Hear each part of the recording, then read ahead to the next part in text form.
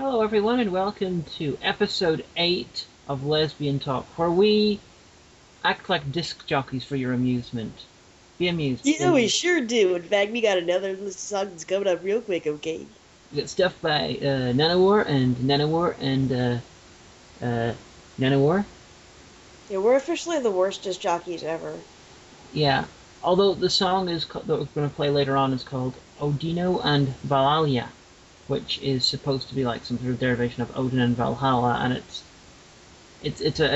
I think it's a good song. Omega would no doubt disagree. I don't like metal. Well, I've always wondered, like, how can it be like Italian Vikings? Just metal, because metal pretty much started in North England, and then it was taken up very ferociously by Norwegians. Viking sort of imagery, because of its incredible manliness and show offiness, sort of just got ingrained in metal. So you got Viking references turn up in people from all over. That's kind of cheating. It's a bit weird. But at the same time, it's quite interesting. Other countries' bands sometimes put their own myths into it. Like there's a couple of like bands from like China and Philippines that use Asian myths, and there's African bands who use like local legends and stuff, and it's really quite cool. That's cool, I guess. I started to watch this documentary on Netflix. I don't even remember what it was called, but it was about like Norwegian death metal, and it was so boring. I had to turn it off like 25 minutes in. So why were you watching that? Were you trying to understand my affection for metal? Kind of, yeah. I was like, I can watch this, and I can tell Hagen that I watched it. And she'll be like, "Oh, you watched it for me," and I'll be like, "Yes, dear, I did." But it was so boring. I had to turn it off and watch MythBusters again.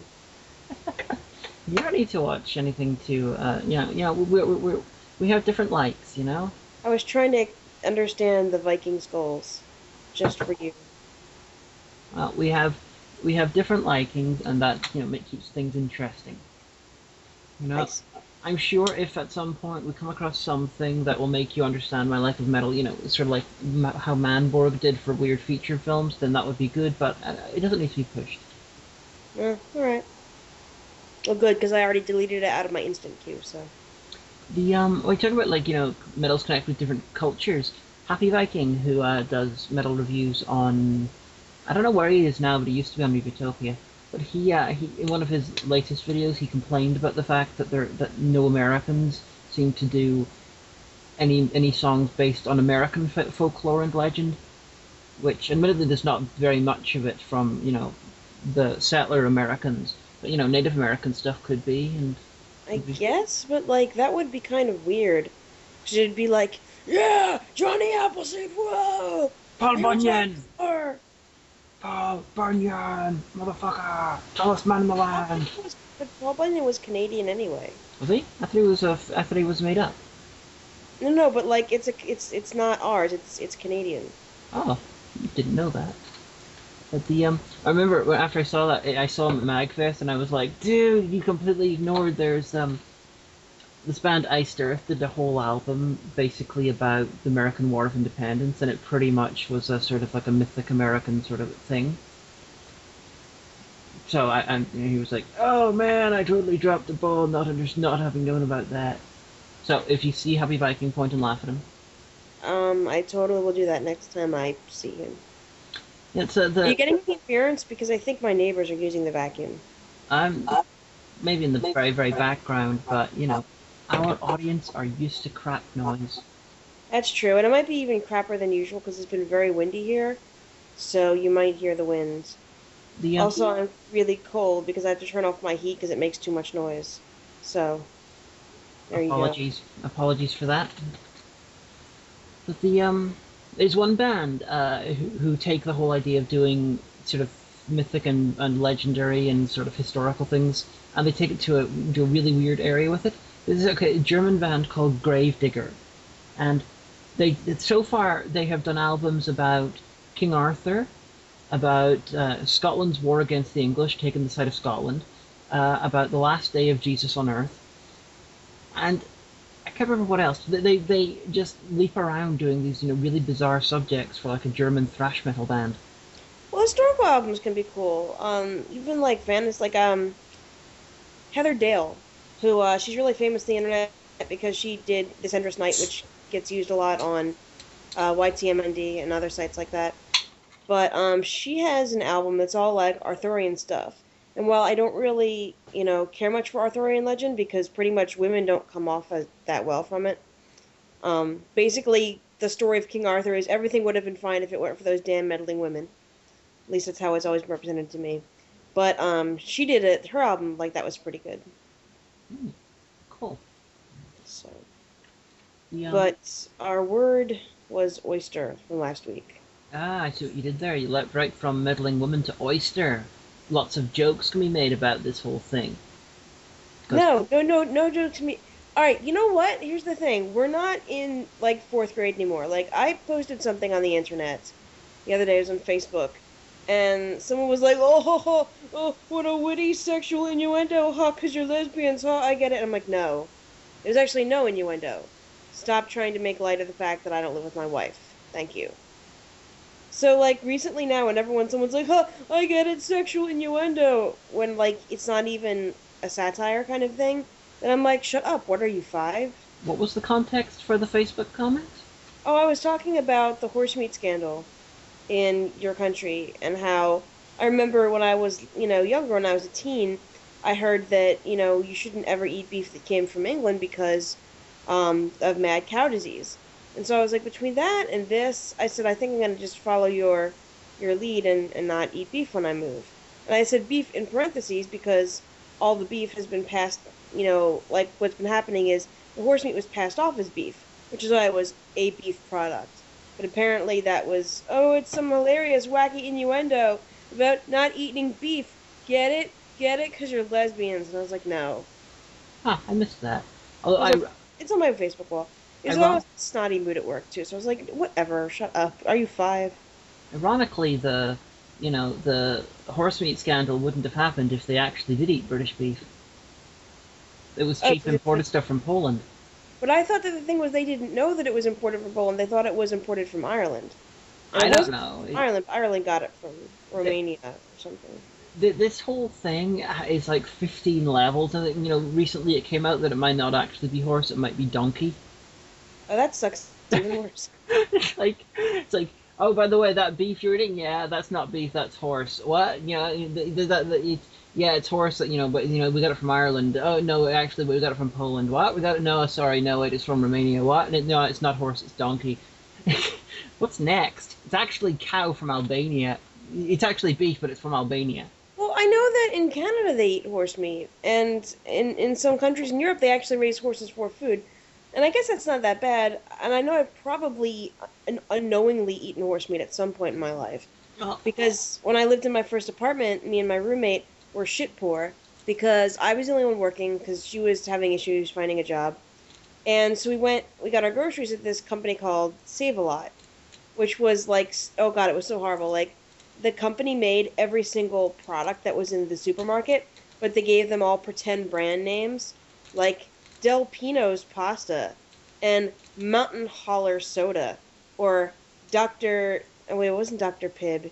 It was Dr. Pill or something like that. But like everything was like really bizarre. It was like it was very surreal, but it was the kind of place that like you could save 50 cents by bringing your own used plastic bags. And the first time that, my parents weren't that pleased with me moving anyway, because they didn't like my roommate, and they were very sure this would mean I'd never go back to college, which was not the case. But so my mom was like, well, I'll, pay for your first groceries to show that I'm not really that upset. And I was like, all right. And so I'm like, well, we've been going to Save-A-Lot. And so I took her in there, and she like literally almost started crying. She's like, no, we're going to go to Acme or Giardi's or something. And I was like, why? Everything here is real cheap. We could buy a lot of real cheap stuff.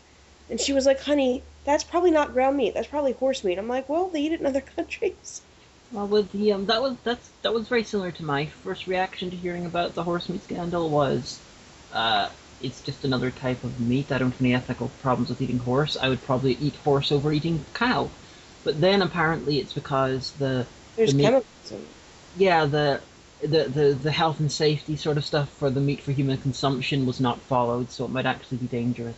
Yeah, like if it was actual horse meat from like horses raised for that purpose, and there were regulations that were followed, that would be fine.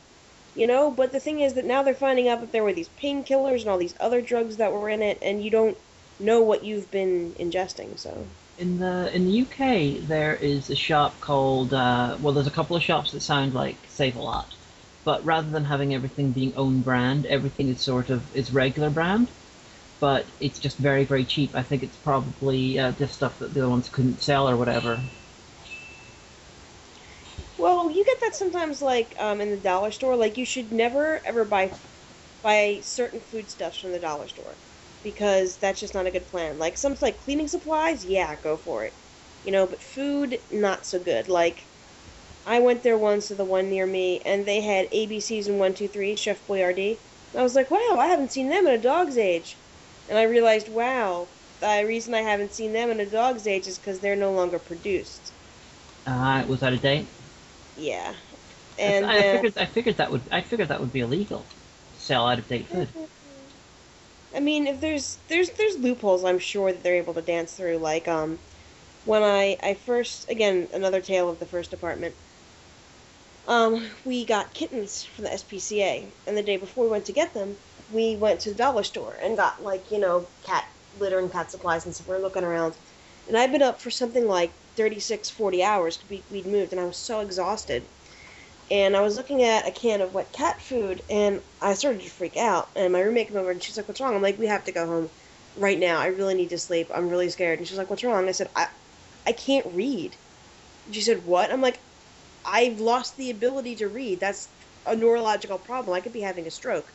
And she took the can of cat food out of my hand and looked at it, and she goes, "Omega?" Well, she didn't say Omega, but you know what I mean. "This is in Cyrillic." I was like, "Oh, okay, good."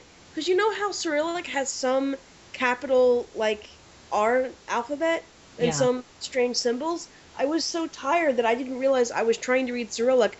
I thought that I'd had some kind of neurological event you that thought had scrambled my ability to read. you thought you had aphasia or something. Yeah. The so like the shop, the ones in the UK, it's quite a like on a Tuesday I'm going over to Belfast for the day, and whenever we go to Belfast, my dad always requests that we go to one of the really cheap places over there because it's big and doing certain things he wants picked up. He usually gives a list of things that he wants. It's usually sort of stuff with sugar in it or soft drinks or whatever, diet ones, stuff like that. But yeah, it sounds like our ones are more heavily regulated than your ones. Other stuff I'd pick up there would be like, I don't know, dried pasta, things I add hot water to, stuff. Well, bear in mind, honey, this was also like 13 years ago. Uh, So things may have changed since then. but the But idea of a shop that only sells own brand stuff, the only thing we've got over there like that over here that I can think of is Marks and Spencers. But ironically, that's actually very upmarket. It's like what's that one in that you complain about because everyone's a yuppie? Wegmans?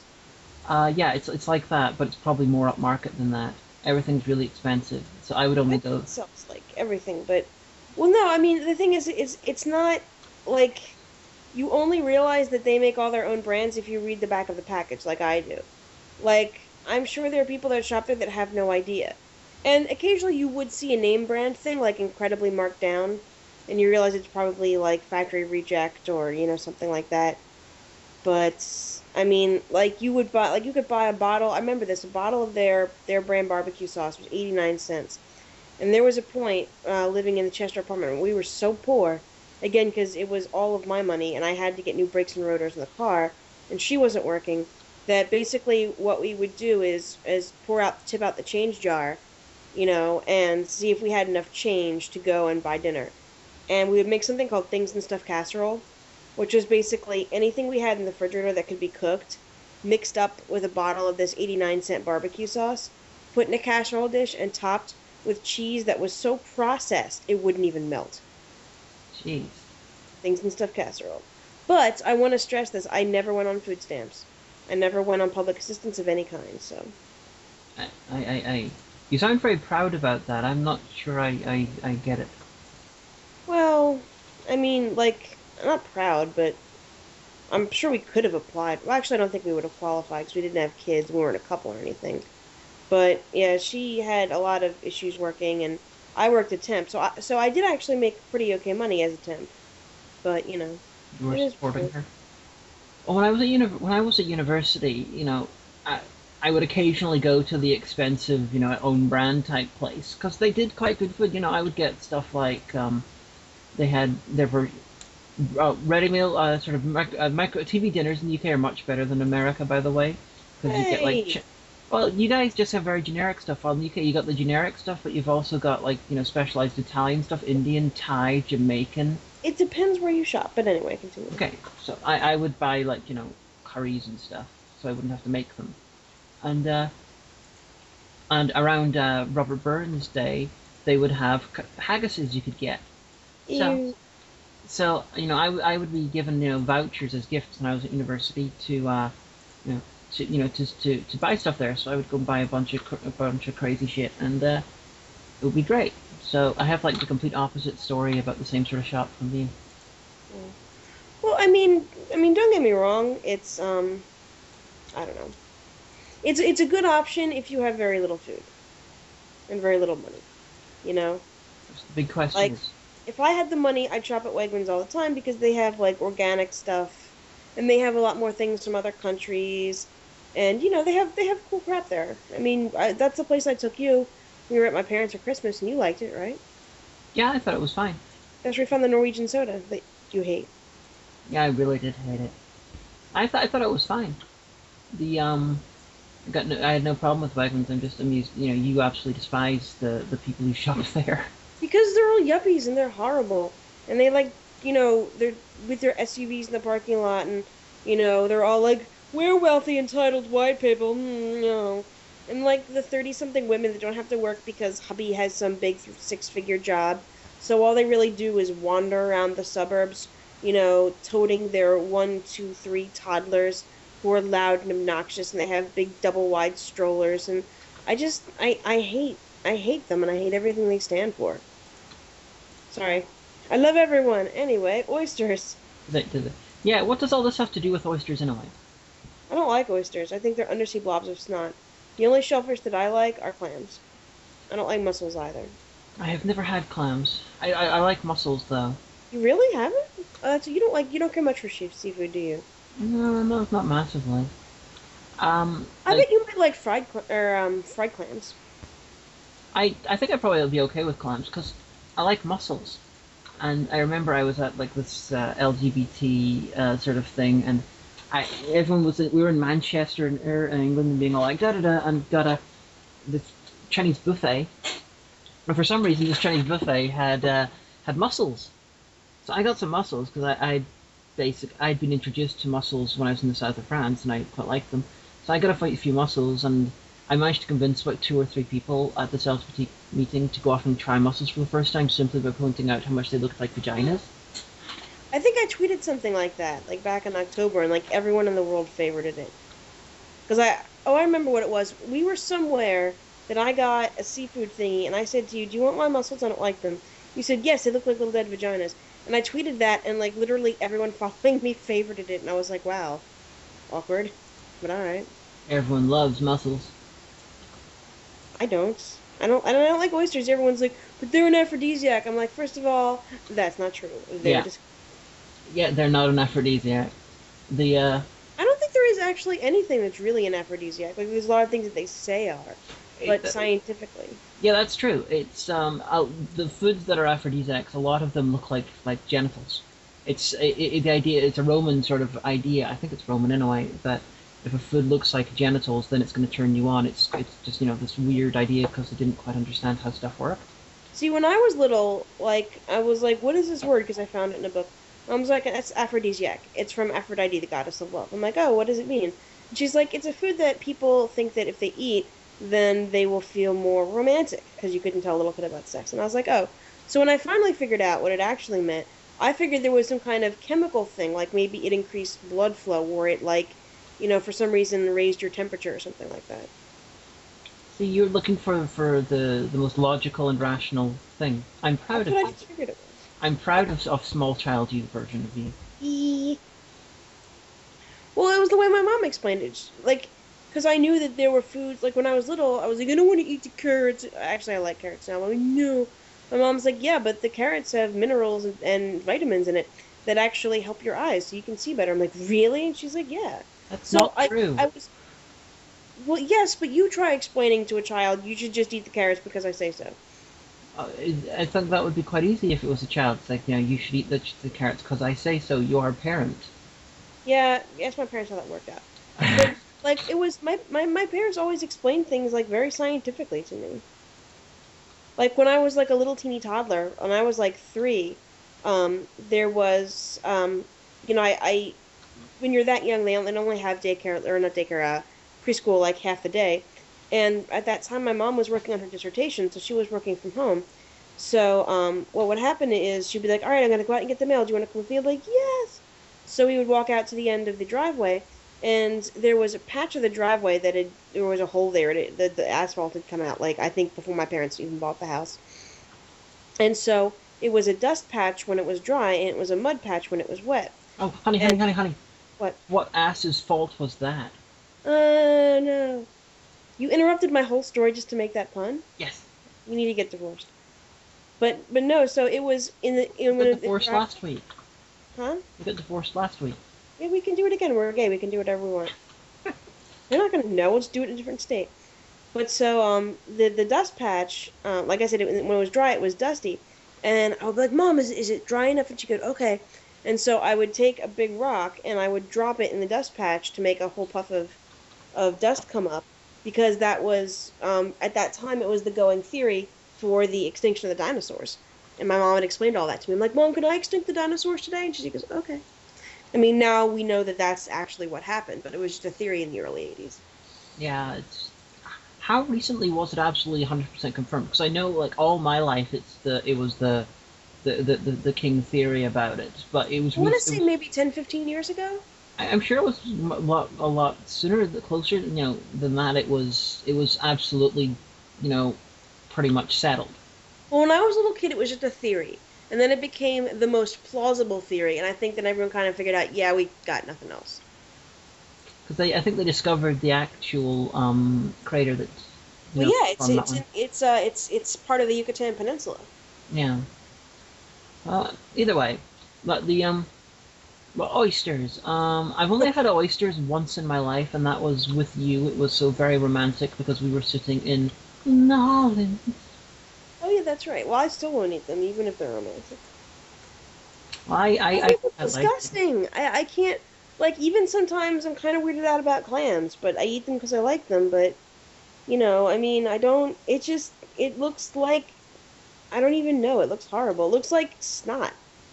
Dave Barry calls shellfish undersea phlegm, and I'm with him on that. Well, I quite liked the oysters that we had. Well, you didn't have. I had. I only had a tiny bit of it though. It was done. I was told this was done. This is a particular special way, which was seemed to be uncooked and with Tabasco sauce. Florf.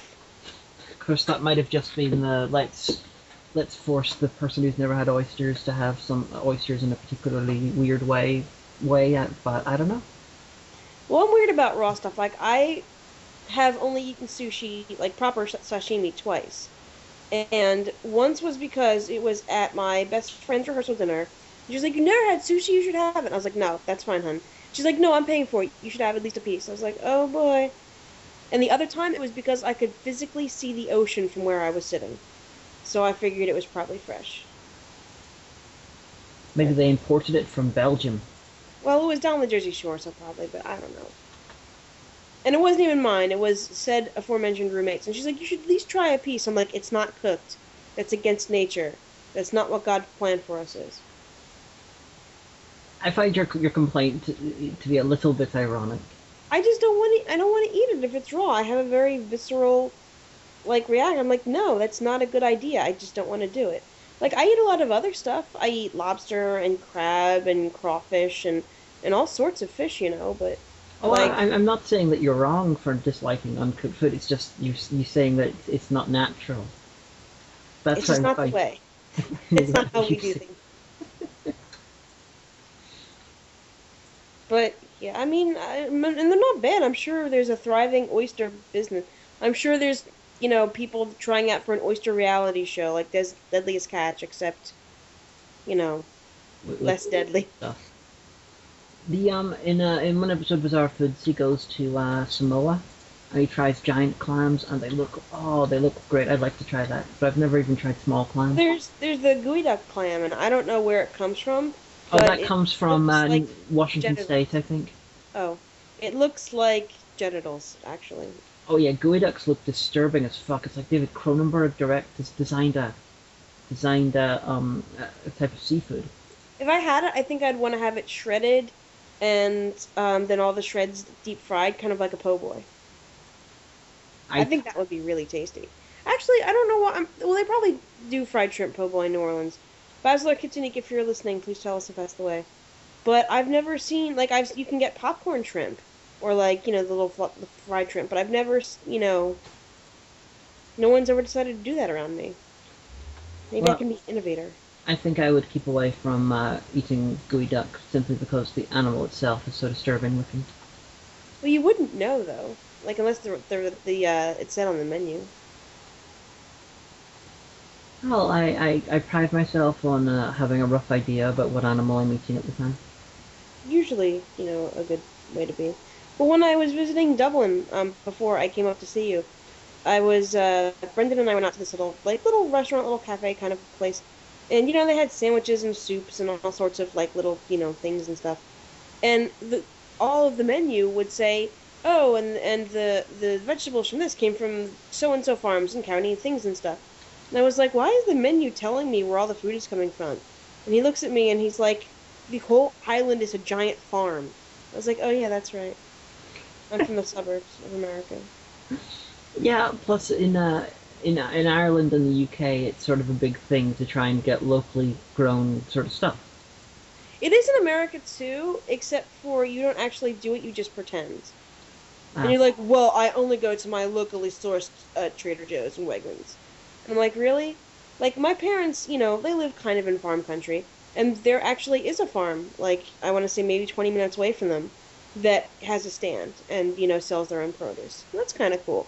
But yeah, everyone's like, I only eat locally sourced stuff. So, of course, they're the kind of people that be big snots and, like, go into, like, Subway. And this is an actual quote from a woman in front of me at Subway Sandwich.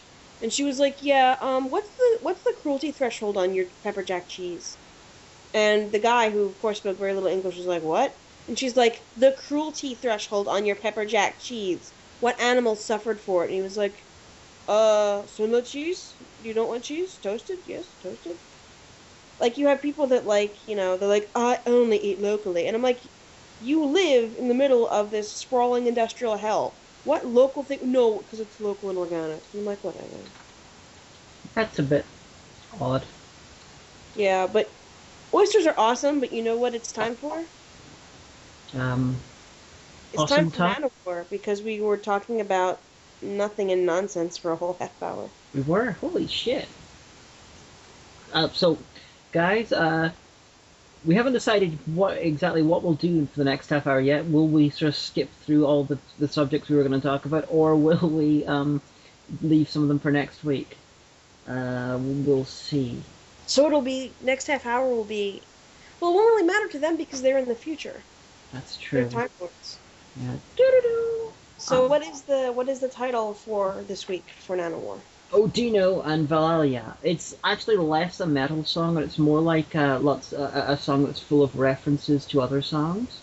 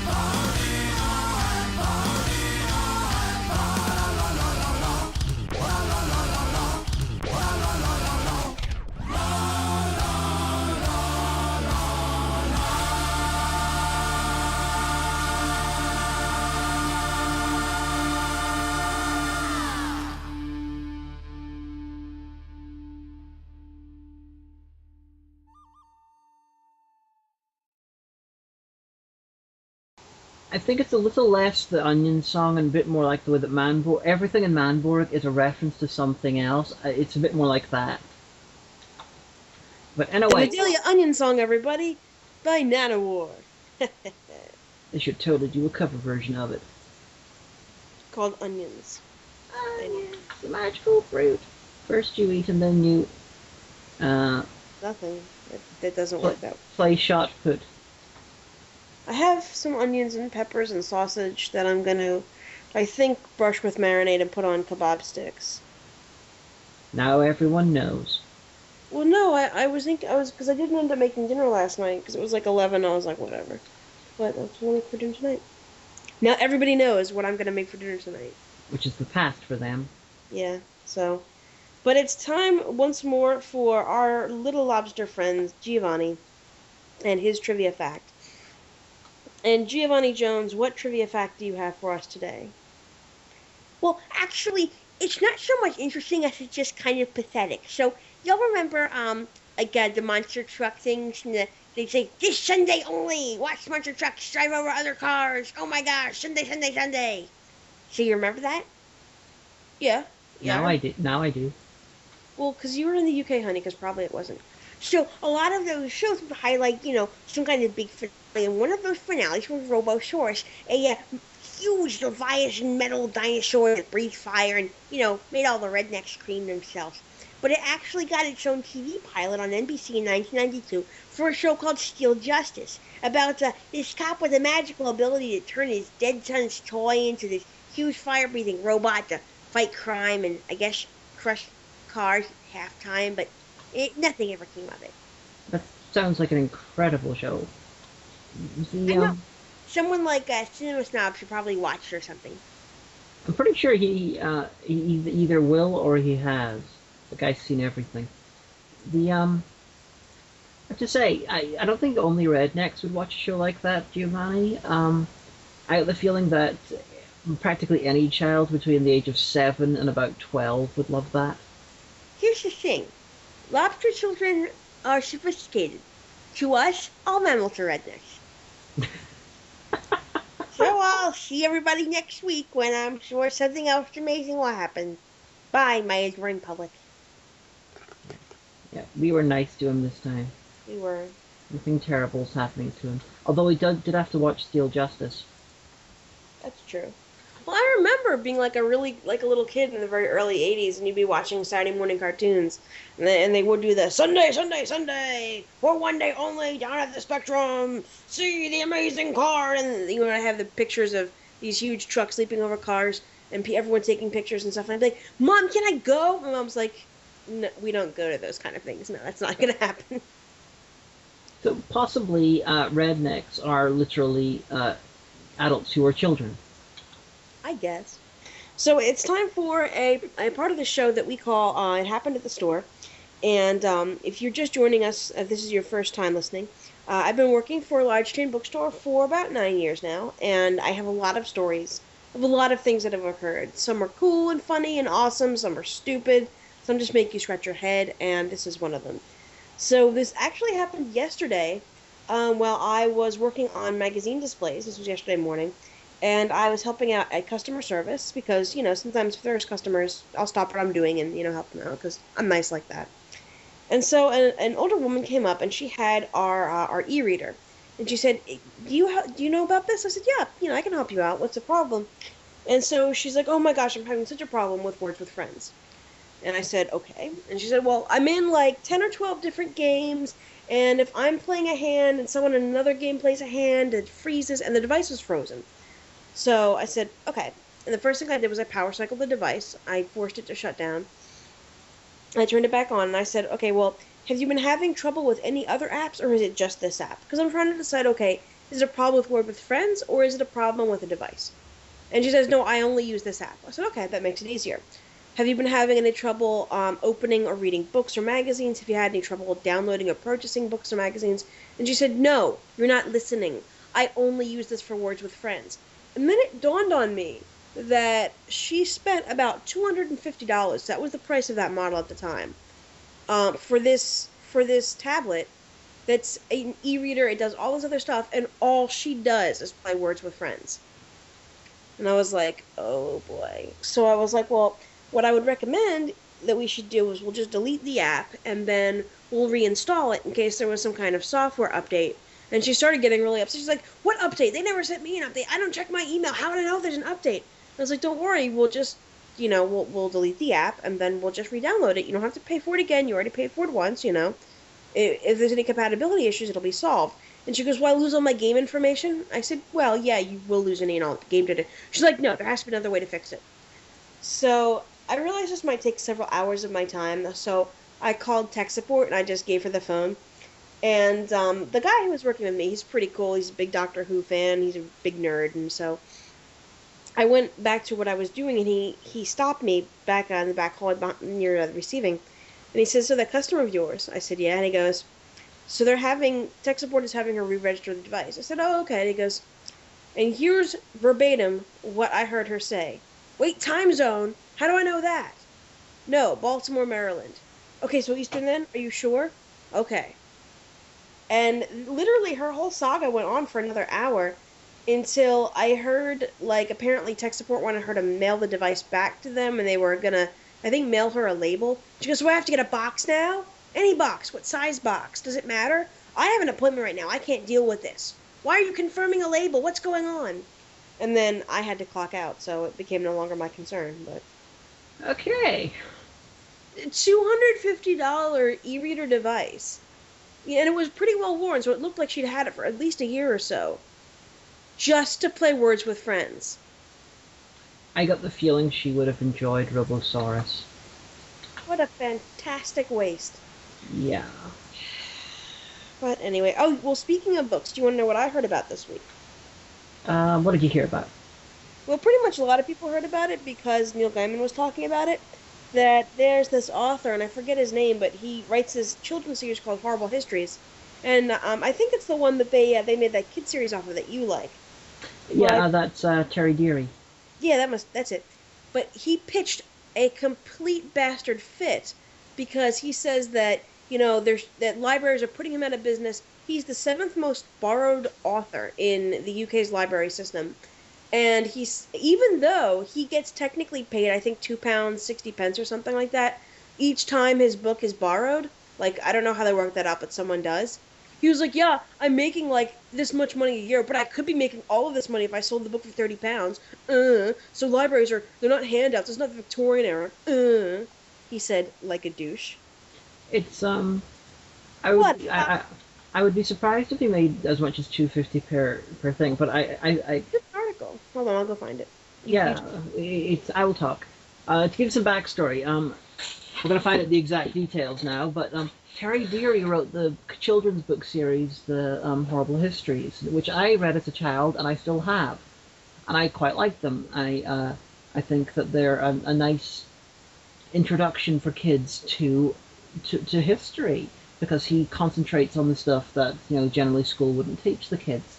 So it's the gory, it's the disgusting parts, it's the funny, it's the amusing parts, and he does it in a comedic style, which is great. Horrible Histories also spun off into 2 kids shows. One animated kids show, which was fucking terrible, and the award-winning current TV show, which is live action, which I buy on DVD when it comes out, because it is very well made. It's not just a kids show. It's the sort of show that is so well made it can work for adults as well, just as easily. And it's basically Monty Python, but based on actual history. Oh, here, I found it. Uh-huh. The newspaper points out that Deary, who was the 7th most borrowed children's writer from the UK libraries last year, will have been paid through the UK's public lending rights scheme, which gives authors £6 2p every time one of their books is borrowed, up to a cap of £6,600, or $10,250. Ah, the cap, that makes sense. He says, if I sold the book, I'd get £30 per book. I get 6,000, I should be getting £180,000. Why are all the authors coming out in support of libraries when libraries are cutting their throats and slashing their purses? But, no. It's always bad when you find someone whose work you enjoy is a dick. What a complete douche. And like all these, really famous authors are lining up to say, "Wow, you're an asshole." Good, good. I say that as someone who has got his book series on my shelf, who has got his, adaptation, his DVD of his TV series on my shelf. Good. He's being a dick.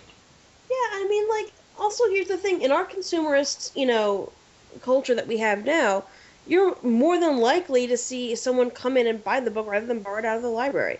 I mean, with kids, I think with kids it does make a lot more sense to borrow more because kids' books are little. They're usually picture books, or they're, if a kid's a reader, they'll get through it really quick. You give them a library card, they have, pretty much free access to whatever they have the time to read. And I think that's great. I mean, we get actually a lot of older folks that will come in and be like, "Do you have so and so bestseller book? Because I'm 15th on the waiting list at the library, and I just can't wait. I need to read it now." And that happens. And if someone, if there's a book that we can't get, I say, "I'm sorry, we can't get it." And sometimes, like, again, usually an elderly person will say, "Oh, that's all right, dear. You know what? I'll see if they have it at the library." I don't feel like we've lost a sale. I mean, libraries are incredible. I mean, when I was in elementary school, for like that, and I think in the first 2 years of middle school, pretty much I was a latchkey kid, but my parents were nervous about me being home by myself, so there was the Helen Kate Finesse Free Library, which actually is still there. It was right down the street from my school, so they would just have me, instead of walking home, walk to the library and sit in the library for a few hours, and they'd pick me up on their way home. And literally, because there wasn't, I was in middle school, I could read, from the children's, the teen section, the adult section, whatever. I had an unlimited command of anything I had the time to read. It was amazing. It was great. The other thing about, the... Also, it was right across the street from the Wawa, which is if you've never heard of Wawa, they're kind of like a convenience store. They have a dairy, they do stuff on the East Coast. Yes, and so they're kind of like a convenience store. They resemble a convenience store. Well, because some of them have gas stations, honey. Oh. But they were right across the street, and I could use pocket money to buy taffy and candies, but The entitled attitude to Terry Deary, he wants to change, 150 years at least of, the library system, which has only enriched the culture that he's from, just so he can make some extra money. Dude, your books sell a lot of copies as well. You've sold the rights to 2 TV series, which are making lots of series, and they're making, getting lots of views, selling lots of DVD. Shut the fuck up. I really think there should be some sort of an upper limit in the amount of money someone can earn. Well, then, see, the thing is that, like, that brings you awfully close to communism. Not really. Communism is the attempt to make everything equal. Yeah, but then by saying that you can't make more than a certain amount, eventually, like, anyone has a chance to hit that cap. So, at least in this country, people will argue it's communism because you're saying that, you can't make above a certain amount, and eventually everyone will be making that amount. So eventually everything will be even. Well, in an argument to that point, most of the people in your country wouldn't know communism if they had a long and tedious courting session with it, had sex with it several times, got married to it, had several children, they lived together in the same house for 50 years, and then finally they died while loving each other in old age. You're probably right. We had this little printout when I was in middle school. I've been desperately trying to find a picture of this on the internet, and I can't. And it was all the systems of government as a farmer and his 2 cows, or farmer and his cow.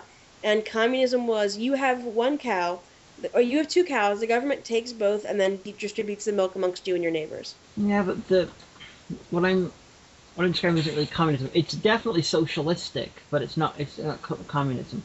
Oh. Like the idea. Well, that's what I was told in 6th grade, so it must be true. I liked the one for Nazism because it had the farmer being very sad, being let off in chains, and it says, Nazism, you have 2 cows, the government takes both and shoots you. And in the background there's a silhouette of, like, goose-stepping Nazis leading his cows away. Just remember what I meant by some sort of an upper limit. I'm not talking about, say, $50,000 or something small like that. I'm thinking like $1 million, £1 million. After that, you don't need any more, honestly. Well, I could see situations where you did. Like, suppose you made $1 million, and they're like, all right, you're done for now. You're like, well, $1 million, I can live off the interest of that. If I live modestly, that's fine. And then, suppose you get really sick. I guess this only works in America because you guys have the NHS, but, you have some kind of emergency or you get sued. I could see there being problems with that. I mean, 10 million? Yeah, I guess. Well, I'm But I not. guess to rich people, $1 million isn't a lot. To us, it's like it's a miracle amount. Like if I had $1 million, Christ, I mean, I could move over to see you, and I wouldn't have to worry. We could rent a house. We could even buy a very modest house if we wanted to, and I could go back to school. There's so much you could do with $1 million. But I to a rich person, it's like nothing. Yeah, well, yeah, I know that, there's different types of perception, and so we all have different points of view on it. But honestly, I would argue that their point of view, their perception on the matter, is perverted and Well, fucked. yeah. The like even but my say like an upper limit of what you can earn, not over a lifetime. What I'm saying is that um possibly like in a year, or if say your situation where the person loses their money because of whatever reason, like they're still able to earn more money back from it. Oh, okay. I didn't know It's if it was a lifetime cap though. yeah, it's just that my point is Terry Deary should be fucking glad for what he's got, and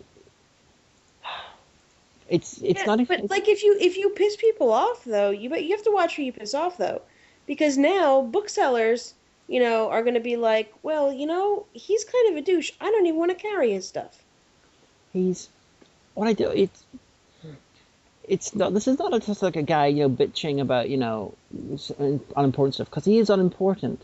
But he's a rich guy who's bitching that that other people, that he is not getting enough money.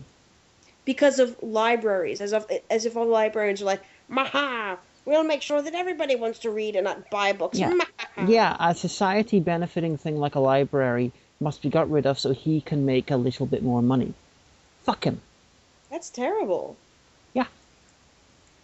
And What a douche. it's the entitled attitude. Like in America, in most American politics, people use terms like unemployment or healthcare as entitlements, like they're bad words. No, those are things that you're entitled to because you pay into them. This guy thinks he's entitled to way more than is reasonable. Wanting a level of healthcare or whatever isn't being an entitled douche. Wanting other people to suffer so you can get a tiny bit more, that is. Yep. But anyway, He'd fit right into the Republican Party. Is he Tories are your guys' ones? Is he a Tory?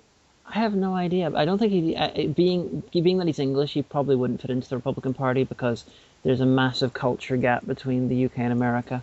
The Republicans are a lot of parts of America that we just don't understand. Um, but anyway, enough about that. We have something timely to talk about, and not timely as in the original name for Marvel Comics. Dun dun dun. Timely as in it happened recently. That's true. Actually, on Tuesday, was it? No, it was Thursday. On Valentine's Day, the Illinois Senate voted to pass forth a measure for same-sex marriage in Illinois. Now, as I understand it, it has to pass in the House, which will be a little bit harder, even though it's Democratic controlled. But the governor has said that they will sign it if it passes the House. So. Now, Illinois already had same-sex unions, so they just kind of basically leveled up. So it's not like it's a new state, which would have been even better. But you get what you can. Do do do do. Leveling up. You have leveled up. To married. It's so frustrating because I follow all these people on Twitter, and I read all this stuff on social media, and it's like every day you have all these people who are testifying against it, and every day it seems like from Russia, from the US, from the UK, from Uganda, like you have all these people saying that like people like us are unnatural and horrible and tools of Satan and things and stuff, and we're ruining the world. And if some natural disaster happens, it's obviously our fault. Isn't it weird that you got people, complaining that we're unnatural, people in their like, poly, whatever you call it, suits and all? Oh, polyester blend. Yeah, it's Well, I mean, the thing is that, like, every day I read all this stuff, because of course I pay attention now, and, like, I'm getting a complex. It's to the point where I don't even want to leave the house sometimes. you should, Like, there's hundreds of thousands of people in this world that hate me personally. honey. This is gonna make you feel worse, but it's more than hundreds of thousands. Well, okay, hundreds of thousands I can think of at this point. The it's act and but the against nature ones that you like this. It's actually a fallacy, and it's got a name and everything. What's that called? The naturalistic fallacy. Just because something's natural does not make it good. That's true, because I think the paleo diet is full of shit, which is too bad because a friend of mine and her kids are on it, and I think it's kind of stupid, but I can't say it out loud. You just said did. Well, she doesn't listen to our podcast, so we're fine. I don't know. Aaron, Aaron Akarian, the minion, he tweeted. We mentioned him a couple of weeks ago, and and I believe I said something along the lines of he doesn't listen to this show anyway, and he tweeted out after that he does listen to it. Yeah, well, but I'm very, very, very sure she has no idea of the existence of the podcast. And even if she does, I'm going to say it. I respect you, but I think the paleo diet's full of shit. Sorry about that. Fair enough. Well, I'm glad about for Illinois. Good for them. It's another brick in the wall. Yeah. And it just feels like it's a token. And, because again, I listen to all this stuff and I read all these blogs and, which of course report what the opposition says. You always have the opposition, like, how like, hey, but we still the majority and Jeep is gonna get them guys. And it's just so, I don't know. I find it really weird. You got those ones who are, they're talking about they used to be all talking about how they were the clear majority, and now they're not anymore. And well, the ones who can accept that they're not the clear majority anymore are fumble and try to come up with other reasons. But yeah, but see, we're still best, because I say so. And there's like a 5-year-old. There's a certain amount of them who refuse to accept the reality that they are the minority there. Where they used to believe fully in polls, now it's like, no, I don't believe polls anymore. I don't believe science. Because I don't give a shit whose idea is more popular. I'm to a certain extent, I'm glad that ours is more popular, and it looks like it's going to remain that way for a good long time. But I don't think it comes to popularity. Equality should not come to a vote. Right. It doesn't matter. Did you hear the two of the granddaughters from the Westboro Baptist? Like, they went heretical. They renounced it, and they apologized to the family of one of the people they protested, and they said, we thought we were doing the right thing, but actually we were just being huge douchebags. Yeah, it's true. That's not a quote, but although on the other thing about them, from looking at their interviews, they don't seem to they seem to be homophobic still, but they think that only Jesus can judge and stuff like that. So it's lightly. Well, at least it's something. Yeah, it's an improvement. It's an improvement, but it's not perfect. One of their uncles, one of Fred Phelps' actual sons, Nathan Phillips, he's actually a semi-big atheist activist. Huh? Really? Yep, he lives up in Canada. They can't go to Canada because Canada said "fuck you." Yeah. But I'm sure they said it like really politely though. Fuck you, You didn't say A. They would like, I don't even know. I can't do a very good Canadian accent, but just say A. A. Well, if I end up going to Con Bravo, I'll have to, You could totally do an episode of Lesbian Talk, just with a couple of people who are at Con Bravo with you. Yeah, that's true. They could be honorary lesbians. Yeah, it would be because I'll be sitting here, not being at Con Bravo, so your one would be far more interesting. Well, this is only if I'm able to do it. Pretty much the only thing that stopped me from getting the plane ticket and registration is I don't know what city to fly out of because I don't know where I'll be living then. So hopefully at some point that will be hashed out, and then once that happens, just do it out of Philly, because if you're not at Philly, it's too expensive out of Philly. The good ones are DC and New York City. Well, do it out of New York then, because if you're living in Maryland still, you can leave your car at your parents'. If you're not at Maryland anymore, you'll be living at your parents'. Yeah. So just do that, organize it, go, do it now. I'll get right on that. But yeah, so things. But you know what time it is? You've said that about 5 times this episode. I know, that's like really my only seg because I feel that sounds professional. Okay, so I'm going to tell you, I think it's time to do the dictionary part because it's cold in my apartment, and once we are done recording, I'm going to turn the heat back on because it makes noise. Fair enough. Okay, I choose... Well, hold on, I have to do the preamble. This is important. It's tradition. I'm holding in my hands the Oxford American Dictionary, the one my parents bought in probably 1978 or 79. And every episode we go to the dictionary and we randomly pick a word, and that's going to be our starting point for next week. So, honey, what page should I choose? 555. Okay.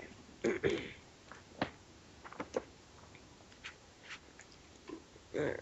It's also the part where I bitch about how old the dictionary is. Okay.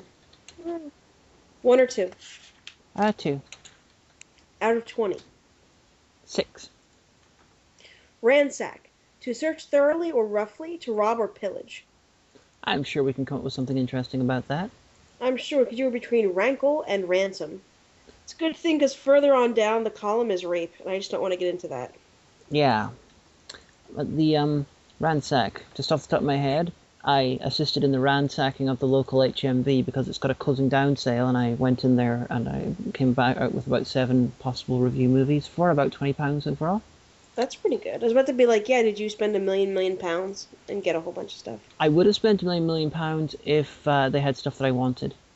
But they really didn't? Not really. You know, I looked for Doctor Who stuff, I looked for like Game of Thrones and DVD. They didn't have much in those things. Should I watch Game of Thrones? I don't like to watch something if I haven't read it first, but those books are really huge and I have no time. But everyone keeps talking about it. I'm like, should I just break down and watch it? I think it's a good show. And it's filmed, half of it's filmed in Northern Ireland. Yeah, you always tell me that.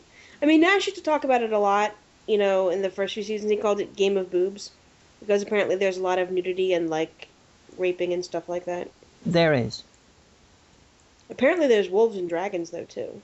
Yeah, the dragons and, you know, there's dire wolves from, like, you know, episode 1. But dragons turn up at the end of season 1, and apparently the fantasy elements get stronger and stronger with every season. Yeah, I keep meaning to read the book. Oh, we have them all at the store. I could buy them all in my Nook, but I don't know. Well, I think it's a good show. I haven't bought any on DVD yet because I'm waiting till more seasons are out before I buy them, unless I find them cheap. So, you know, perhaps at one point when we're together, I can, you know, show you and see what you think. Okay. And I can show you all 5 seasons of Slayers, the anime series, because I now own them all on DVD. And I will ask which one is Cordelia, loudly and annoyingly. No, it's not like that. It's kind of like, it's fantasy, but it's not. It's Tolkienian fantasy. It's basically, it's like a Japanese D&D campaign. Because it's equal parts, like, fluff, silliness, and seriousness. It's from the late 90s is when the first 3 seasons were done. And I saw them when I was in college. And I had them on DVD, but now there's one box set which has the first 3. And then another box set which has the last 2 which I haven't seen. So I consolidated. So. Well, it sounds like next time is going to be truly threatening. Yes, and the wind howls outside. So I'll have some kind of witty title by the time you're listening to this, but I'm the Omega. And I'm the Amanda Hagan. And we'll see y'all next week. And Kippers is Kippers. Oh, he's sleeping on the couch. He's always sleeping. Well, it's the middle of the